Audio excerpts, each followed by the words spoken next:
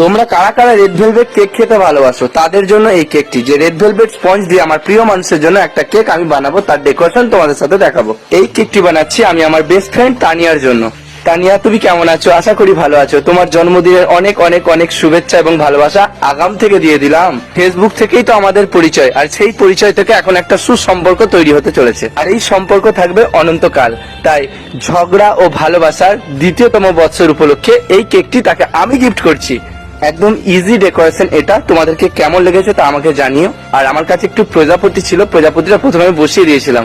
আর এই কেকটাকে আমি অরিজিনাল ফ্লাওয়ার দিয়ে ডেকোরেশন করব, তো ফ্লাওয়ারটা আমি দোকান থেকে কিনে আগে থেকেই রেখে দিয়েছিলাম। তারপর আস্তে আস্তে করে কেয়ার করব, কেকেই গোলাপটা ডেকোরেশন করলাম। আর তুমি যদি আমার কাছে থাকতে তাহলে তোমার মাথার খোপায় আমি এই গোলাপটা বসিয়ে দিতাম। তো যাই হোক, অনেক পাগলামি, অনেক দুষ্টুমি, অনেক জ্বালাতন তো করলাম এই ভিডিওতে, তো কেউ কিছু মনে করো না। আর এই কেক ডেকোরেশনটা তোমাদেরকে কেমন লেগেছে জানিও। এটাই হচ্ছে কেকটির ফাইনাল লুক।